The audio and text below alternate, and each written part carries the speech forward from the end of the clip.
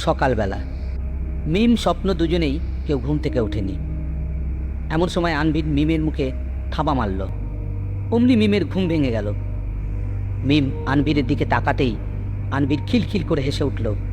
মিম আনভিরকে বলল, ও সকালে উঠতে না উঠতেই মামুর সাথে দুষ্টুমি শুরু করে দিয়েছ, তাই না আনভির বাবু? অমনি আনভির খিলখিল করে হেসে উঠল। আনভির আঙ্কর দিয়ে সামনে এগিয়ে এসে হাত দিয়ে শোকেশের দিকে দেখালো। মিম শোকেশের দিকে তাকাতেই চমকে গেল। মিম আর কোনো কথা না বলে স্বপ্নকে ঠেলতে লাগলো। স্বপ্ন ঘুমের ঘোরে বলে উঠল, কি হলো? মিম বলল, এই ওঠো না। স্বপ্ন চোখ খুলে মিমের দিকে তাকিয়ে বলল, কি হয়েছেটা কি? মিম মুখে কোনো জবাব না দিয়ে হাত দিয়ে ওই শোকেশের দিকে ইশারা করলো। স্বপ্ন শোকেশের দিকে তাকাতেই চমকে গেল। আর তৎক্ষণাৎ সে লাফ দিয়ে উঠে বসলো। কাল রাতে যে টেডি ফেলে দিয়ে এসেছিল সেটা আজ দিব্যি শোকেশের উপরে রয়েছে। এদিকে আনভির পার পার টেডির দিকে দেখাচ্ছে আর মুখ দিয়ে বিড় করে কী সব বলছে। স্বপ্ন স্বপ্ন বলল, আশ্চর্য, কাল রাতে যে টেডি ফেলে দিয়ে এলাম সেটা আবার এখানে আসলো কি করে? মিম বলল, এটা সাধারণ কোনো টেডি নয় স্বপ্ন। স্বপ্ন বলল, সেটা তো আমি বুঝতেই পারছি, এটাতে নিশ্চয়ই কোনো অশরীরী ক্ষমতা আছে, তাছাড়া এমনটা হবার কথা নয়। মিম তখন বলল, প্লিজ তুমি কিছু একটা করো। স্বপ্ন বলল, আমি দেখছি। স্বপ্ন উঠে গিয়ে টেডি হাতে নিয়ে বাইরে যেতে আনভির কান্না জুড়ে দিল। মিম আনভিরকে ধরে বলল, এই টেডি নেওয়া হবে না বাবু, ওইটা খুব পচা। কিন্তু আনভির এসব কিছুই শুনছে না, উল্টো কান্না বাড়ছে ওর।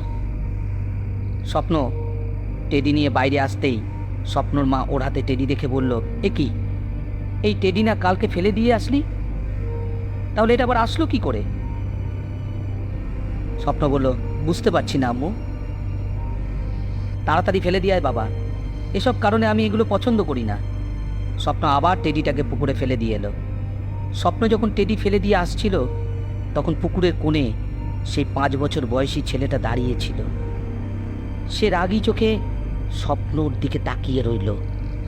পুকুরের পানির দিকে হাত বাড়াতেই সেই টেডি নিজে থেকে ওর হাতে চলে আসলো। স্বপ্ন বাসায় আসার পর দেখল মিম, আয়েশা বেগম, শফিকুল মিলে আনভিরের কান্না থামানোর চেষ্টা করছে, কিন্তু আনভিরের কান্না থামছে না। কত রকমের খেলার জিনিস আনভিরের দিকে দিচ্ছে, কিন্তু কিছুতেই ওর কান্না থামছে না। এমন সময় ওদের বাড়ির দরজায় আওয়াজ হয়ে উঠল। স্বপ্ন গিয়ে দরজা খুলতেই আবারও সেই টেডি দরজার সামনে পড়ে থাকতে দেখল। স্বপ্ন অবাক হয়ে সবার দিকে তাকালো। ওদের প্রত্যেকের চোখে মুখে ভয়ের ছাপ, কিন্তু আনভির টেডি দেখতে পেয়ে কান্না থামলো। আর একটু বাদে হেসে উঠে মিমকে ঠেলতে লাগলো টেডির দিকে নিয়ে যাওয়ার জন্য। স্বপ্ন কি করবে বুঝতে পারছে না। আনভিরকে টেডি দেওয়া কি ঠিক হবে? শফিকুল ইসলাম বলল, আপাতত টেডি আমার দাদুভাইকে দাও, আর আমি দেখছি কি ব্যবস্থা করা যায়। আয়েশা বলল, যা করার তাড়াতাড়ি করো, আমাদের উপর না জানি কোনো বিপদ আসতে চলেছে। শফিকুল বলল, ভয় পেও না, ব্যাপারটা আমি দেখছি, আর আমি ফিরে না আসা পর্যন্ত কেউ আমার দাদু ভাইয়ের সামনে থেকে নড়বে না। আয়েশা বলল, আচ্ছা যাও, তাড়াতাড়ি ফিরে এসো। শফিকুল ইসলাম বেরিয়ে গেল। স্বপ্নর আজ কাজে যেতে ইচ্ছা করছে না, কিন্তু একটা জরুরি কাজ থাকায় স্বপ্ন বেরিয়ে গেল। আনভির টেডি নিয়ে খেলছে। টেডি ফিরে পাওয়ায় আনভির যেন অনেক খুশি হয়ে গেছে। মিম আনভিরকে নিয়ে বেশ চিন্তায় আছে। এমন সময় আয়েশা বেগম মিমের কাছে এসে বলল, মিম, তুমি আনভিরের দিকে একটু খেয়াল রাখো, আমি একটু আসছি। মিম জিজ্ঞেস করলো, কোথায় যাবেন? আয়েশা বলল, আসি একটু, তোমার খালাকে নিয়ে একটু ডাক্তারের কাছে যাব। কিন্তু আম্মু, ভয় নেই, কিচ্ছু হবে না, আমি 1 ঘন্টার মধ্যে চলে আসব। মিম বলল, আচ্ছা। আয়েশা যাবার পর মিম একাই আনভিরের কাছে বসে থাকলো। মিম মনে মনে ভাবছে, ওর শাশুড়ি কি করে পারল ওদেরকে এই অবস্থায় রেখে যেতে। মিম আনভিরকে বলল, আব্বু খাবে না? আনভির মিমের দিকে না তাকিয়ে বিড়বিড় করে কি যেন বলল। মিম বলল, বুঝেছি, তোমার এখন খাওয়ার মুড নেই। মিম খাবার বেড়ে আনভিরের সামনে বসে খেতে লাগলো। খাবার শেষ করে আবার এসে আনভিরের সামনে বসে ওর সাথে কথা বলতে লাগলো। কথা বলার এক পর্যায়ে মিম আনভিরের থেকে টেডি কেড়ে নিল। গলা ফেটে জোরে চিৎকার করে উঠল। আনভিরের চিৎকারে মিম ওর কান চেপে ধরল। আনভিরের ফর্সা মুখ একদম লাল হয়ে গেছে, রাগে একদম কাঁপছে। মিম আনভিরকে দেখে একদম অবাক হয়ে যাচ্ছে। এতটুকু বাচ্চার এত রাগ, ব্যাপারটা ভাবতেই কেমন লাগছে। মিম একটু ভয় পেয়ে টেডি আনভিরের দিকে দিয়ে দিল। মিম আনভিরের এই ব্যাপারটা পরীক্ষা করার জন্য আবার টেডি কেড়ে নিল। তখনকার মতো এবার আনভির আগের তুলনায় আরও জোরে চিৎকার করে উঠল। মিম আবার ওর কান চেপে ধরল। মিমের হাত থেকে টেডি পড়ে যাওয়ায় আনভির সেটা ছৌ মেরে নিয়ে মিমের দিকে তাকিয়ে বলে উঠল, তোর সাহস হয় কি করে আমার হাত থেকে টেডি কেড়ে নেওয়ার? মিম আনভিরের কথা শুনে অবাক হয়ে গেল, কারণ এতটুকু বাচ্চা কিভাবে এমন স্পষ্টভাবে কথা বলতে পারে এটা ভাবতেই অবাক লাগছে। আনভির এখন বেশ শান্তভাবে বসে হাত থেকে টেডি নিয়ে খেলছে। মিমের বেশ ভয় করছে, বিশেষ করে আনভিরকে নিয়ে মিমের ভয় বেশি। আনভিরের যদি কিছু হয়ে যায় তাহলে মিম কিভাবে সেটা সহ্য করবে, এটা ভাবতে মিমের বুকে কাঁটা দিয়ে উঠল। মিম আনভিরকে ডাকলো, আনভির বাবু। মিমের ডাক শুনে আনভির একবার মিমের দিকে তাকিয়ে চোখ নামিয়ে ফেলল। মিম নিশ্চিন্ত হলো এটা ভেবে যে টেডির সাথে যেটায় থাক না কেন সেটার গায়ে হাত না দিলে আনভিরের কিছু করবে না। এমন সময় কেউ ওদের বাড়ির দরজায় নক করলো। মিম গিয়ে দরজা খুলতেই দেখল ওর শ্বশুর শফিকুল ইসলাম, তার সাথে একজন হুজুর দাঁড়িয়ে আছে। শফিকুল বলল, আমার দাদুভাই কোথায় মিম? মিম বলল, ও ওই যে ওখানে খেলছে। শফিকুল হুজুরকে নিয়ে বাড়ির ভিতরে প্রবেশ করলো। হুজুর বাড়ির চারিদিকে তাকিয়ে বলে উঠল, এই বাড়িতে অতৃপ্ত নরখাদকের ছায়া পড়েছে। এটা শুনে শফিকুল ইসলাম সহ মিম বেশ ভয় পেয়ে গেল। হুজুর আনভিরের সামনে আসতেই আনভির হুজুরের দিকে চোখ বড় বড় করে তাকালো। হুজুর চুপ করে আনভিরের দিকে তাকিয়ে আছে। তারপর তিনি হঠাৎ করে হন হন করে বেরিয়ে গেল। যাওয়ার সময় শফিকুল ইসলাম ইশারায় ডেকে গেলেন। শফিকুল ইসলাম মিমকে বলল, মা তুমি আনভিরের খেয়াল রাখো, আমি আসছি। শফিকুল ইসলাম বাইরে আসতেই হুজুর বেশ ভীত কণ্ঠে বলল, আপনার নাতির উপর শক্তিশালী পিশাচ আত্মা ভর করেছে, ওকে তাড়ানোর সাধ্য আমার নেই। হুজুরের কথা শুনে শফিকুল ইসলাম বেশ ভয় পেলেন। তারপর শফিকুল ইসলাম বলল, তাহলে তাহলে এখন আমার নাতির কি হবে? তখন হুজুর ওর পকেট থেকে একটা তাবিজ বের করে শফিকুলের হাতে দিয়ে বলল, এই তাবিজ আপনার নাতির গলায় দিয়ে দিন। তারপর ওই টেডি যেখান থেকে এসেছে সেটাকে সেখানে রেখে আসুন, আশা করি সব ঠিক হয়ে যাবে। এমন সময় স্বপ্নও সেখানে এলো আর হুজুরের সব কথা সে শুনল। হুজুর তাবিজ হাতে দিয়ে চলে গেল। স্বপ্ন তখন ওর বাবা শফিকুলকে বলল, আচ্ছা এই টেডি তো মিমের বাবার বাড়ি থেকে এসেছে, তাহলে কি সেটা সেখানে রেখে আসা ঠিক হবে? যদি ওদের আবার কোনো বিপদ হয়? আমার মনে হয় বাবা, এই টেডি তুই যে দোকান থেকে কিনেছিস এটা তোর সেখানে রাখা উচিত, কারণ টেডি তো সর্বপ্রথম সে দোকান থেকেই এসেছে। শফিকুল বলল। স্বপ্ন বলল, কিন্তু তারা তো এত বছর পর এই টেডি ফেরত নেবে না। এটা তো কেউই নেবে না, শফিকুল বলল। কিন্তু এই টেডির কি আগে এমন কোনো সমস্যা ছিল? একদম না, এটা মিমের কাছে অনেক দিন ছিল। ও আমাকে কখনো বলেনি যে টেডিতে কোনো সমস্যা আছে। এই টেডি আবার কেউ পাল্টে দেয়নি তো? শফিকুল বলল। স্বপ্ন বলল, আমারও এটাই মনে হচ্ছে। স্বপ্ন আর ওর বাবা শফিকুল বাড়ির দিকে আসছে। স্বপ্ন আর ওর বাবা শফিকুল বাড়ির দিকে আসছে। মিম আনভিরের কাছে বসেছিল। মিম এক পলকে টেডির দিকে তাকিয়ে আছে। হঠাৎ মিমের চোখ টেডির পিছনে ঘাড়ের দিকে গেল। মিম দেখল টেডির ঘাড়ে লাল সুতা দিয়ে একটা ক্রস চিহ্ন আঁকা, যেটা স্বপ্নর দেওয়া টেডিতে ছিল না। এই ক্রস চিহ্ন আসলো কি করে? কেউ কি তাহলে এই টেডিতে থাকা চিহ্নের মাধ্যমে কি এমন কিছু করেছে যার কারণে এমন সমস্যার সৃষ্টি হয়েছে? হতে পারে। মিম মনোযোগ সহকারে টেডি দেখতে লাগলো। টেডিতে যে শুধু একটা পরিবর্তন তা কিন্তু না, টেডিতে অনেক পরিবর্তন আছে যা স্বপ্নর দেওয়া টেডিতে ছিল না। নিখুঁতভাবে পর্যবেক্ষণ না করা পর্যন্ত এসব পরিবর্তন কারও নজরে আসবে না। মিম এতক্ষণে বুঝতে পারল যে সেটা স্বপ্নর দেওয়া টেডি না। তাহলে এই টেডি আসলো কোথা থেকে? মিম এটা জানার জন্য ওর ভাই রিহানকে ফোন করলো, কারণ রিহান নিজেই টেডি নিয়ে এসেছিল। রিহান ফোন রিসিভ করতেই মিম বলল, হ্যালো রিহান। হ্যাঁ অপু বলো। আচ্ছা, আমার টেডি কি আমি আসার পর কেউ নিয়েছিল? ভাই বলল, না আপু, তোর টেডিতে আমি কাউকে হাত দিতে দিই না। কিন্তু কি হয়েছে আপু? মিম বলল, আমার কাছে যে টেডি আছে এটা তোর ভাইয়ার দেওয়া টেডি না, এটা অন্য একটা টেডি। রিহান বলল, তার মানে সেদিন সত্যি কিছু একটা হয়েছিল? মিম বলল, কবে? রিহান বলল, যেদিন আমি তোর বাসায় টেডি দিতে গিয়েছিলাম। সেদিন টেডি রিকশায় রেখে আমি একটু দোকানে গিয়েছিলাম। তারপর এসে দেখি টেডি যেখানে রেখেছিলাম সেখান থেকে অন্য জায়গায় চলে গেছে। হ্যাঁ, আমি বুঝতে পারিনি এটা।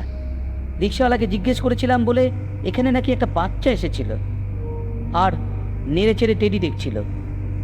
রিকশাওয়ালা তাকে ধমক দিয়ে পাঠিয়ে দিয়েছে। তবে তার হাতেও নাকি তোর মতো একটা টেডি ছিল। মিম রিয়ানের কথা শুনে ভাবতে লাগলো, তাহলে কি সেই ছেলেটি ওই টেডি বদলে দিয়েছে? মিম রিহানকে বলল, তুই এত বড় কথা বলিসনি কেন? রিহান বলল, তুই বকবি সেই ভয় বলিনি। কিন্তু কি হয়েছে আপু? মিম বলল, কিছু না, এখন রাখছি। মিম এখন বুঝতে পারছে যে কেউ ইচ্ছা করে পুতুল বদলে দিয়েছে। তাহলে ওই বাচ্চা কে ছিল? এমন সময় শফিকুল ইসলাম বাসায় আসলো। স্বপ্ন আনবীরের সামনে বসে ওর পকেট থেকে তাবিজ বের করে আনবীরের গলায় পরিয়ে দিতেই আনবীরের শরীরে ঝাঁকুনি দিয়ে উঠল। আনবীর পড়ে যাবে তার আগেই স্বপ্ন ধরে ফেলল। তারপর আনবীর ওর সামনে থাকা টেডিকে দেখে আবার ভয় পেতে শুরু করলো। তার মানে তাবিজে কাজ হয়েছে। আনবীর ভয় পাচ্ছে দেখে স্বপ্ন লাথি মেরে সেই টেডি ফেলে দিল। স্বপ্ন মিমকে হুজুরের বলা কথাগুলো জানালো। মিম তখন স্বপ্নকে বলল, এটা তোমার দেওয়া টেডি নয়, তাই তো এমন সমস্যা হচ্ছে। স্বপ্ন বলল, কি করে বুঝলে? তখন মিম স্বপ্নকে সব বলে দিল। স্বপ্ন তখন ওর বাবার দিকে তাকিয়ে বলল, আপু, আমি চাইছি যতক্ষণ না এই টেডির সমস্যা শেষ করতে পারছি ততক্ষণ মিম বাসায় চলে যান। শফিকুল বলল, হ্যাঁ বাবা, আমিও সেটাই ভাবছি। বৌমা বাসায় থাকলে এখন ভালো থাকবে, কারণ তোমার মায়ের তো বিশ্বাস নেই। নিজের সমস্যা রেখে আগে গেছে নিজের বোনকে নিয়ে। মিম বলল, থাক আব্বু, এসব বলো না। ওনার কর্তব্য উনি পালন করতে দিন। স্বপ্ন বলল, আচ্ছা মিম, তুমি কাপড় গুছিয়ে নাও। স্বপ্ন মিমকে নিয়ে মিমের বাসায় যাওয়ার জন্য রওনা দিল, সঙ্গে ওই টেডিও নিল। মিমকে বাসায় রেখে স্বপ্ন রিয়ানকে সঙ্গে নিয়ে বের হয়ে এলো। স্বপ্ন বলল, কোথায় এই ঘটনা ঘটেছে আমায় নিয়ে চলো। রিহান বলল, আচ্ছা। রিহানকে নিয়ে স্বপ্ন ওদের এলাকায় 3 মাথার মোড়ে আসলো। তখন রিহান এক রিক্সাওয়ালাকে দেখিয়ে বলল, ওই মামা, ওই ছেলেকে দেখেছিল। ঠিক আছে, ওনার কাছে চলো। স্বপ্ন সেই রিক্সাওয়ালার কাছে এসে ওকে ওই টেডি দেখিয়ে জিজ্ঞেস করলো, আচ্ছা মামা, সেদিন যখন এই ছেলে মানে রিহানকে দেখিয়ে বলল আপনার রিক্সায় চড়ছিল, তখন তো ওর কাছে এরকম একটা টেডি ছিল, আর সে যখন টেডি রেখে স্বপ্ন বলার আগেই সেই রিক্সাওয়ালা বলতে শুরু করলো, এই মামা, দোকানে যাওয়ার পর একটা বাচ্চা এসেছিল, বয়স এই 5-6 মতো হবে। সে হঠাৎ করে ওই পুতুল নিজের হাতে নেয়। আমি এটা ভেবে অবাক হই যে এত উঁচু থেকে ওইটুকু বাচ্চা পুতুল হাতে পেল কি করে। আমি বাচ্চাটির হাত থেকে ওই পুতুল নিয়ে নিই, তবে তার হাতে একই রকম একটা পুতুল ছিল, আর বাচ্চাটার চেহারা ছিল কেমন যেন, দেখে কেমন ভয় হচ্ছিল। দাঁতগুলো সব কালো কালো কুচকুচে ছিল, দাঁতগুলো সব কালো কুচকুচে ছিল। কে হতে পারে এই বাচ্চা? স্বপ্ন ভাবছে। এমন সময় পিছন থেকে কেউ একজন বলে, ওই ছেলে আমার নাতি অর্ণব। স্বপ্ন পিছনে তাকিয়ে দেখলো এক বয়স্ক লোক দাঁড়িয়ে আছে। স্বপ্ন বলল, আপনার নাতি? হ্যাঁ, আমারই নাতি। বাচ্চাদের খেলার জিনিসে বদলের মাধ্যমে যে যার বাচ্চা পছন্দ হয় তার বাড়িতে প্রবেশ করে, আর সে বাচ্চাকে মেরে তার কলিজা খেয়ে ফেলে। স্বপ্ন লোকটির কথা শুনে চমকে যায়। তারপর বলে, সে কি মানুষ নাকি মানুষ খেকো পিশাচ? সে মানুষ পিশাচ দুজনেরই সন্তান। তাহলে কি আপনারা কেউ পিশাচ? না, আমার ছেলেদের ঘরে যখন কোনো বাচ্চা আসছিল না, তখন ওরা হাসপাতাল থেকে একটা বাচ্চা দত্তক নেয়। আমরা এটা কেউ জানতাম না যে সে পিশাচ সন্তান ছিল। যখন সে একটু বড় হলো, তখন থেকে সে ছোট ছোট অনেক প্রাণী চিবিয়ে খেত, আর সব সময় রক্ত রক্ত করে চিৎকার করত। বাধ্য হয়ে আমার ছেলে বিভিন্ন পশু পাখি রক্ত, এমনকি মানুষের রক্ত কিনে তাকে খাওয়াতে শুরু করে। আমি এটা প্রথম জানলাম। তারপর তারপর যখন জানতে পারি, তখন আমি অর্ণবকে মেরে ফেলতে বলি। কিন্তু আমার ছেলে আর ছেলের বউ ওকে এতটাই ভালোবাসতো যে তাকে মারার কথা চিন্তাও করতো না। উল্টো তারা বাড়ি ছেড়ে অন্য বাড়িতে চলে যায়। আর এটাই ছিল ওদের বড় ভুল। এক রাতে ওই পিশাচ আমার ছেলে আর ছেলের বউকে মেরে ফেলে। এতটুকু বলে বুড়ো লোকটি কান্নায় ভেঙে পড়ল। তখন স্বপ্ন বলল, আপনারা জানলেন কি করে যে ও পিশাচ মানুষের সন্তান?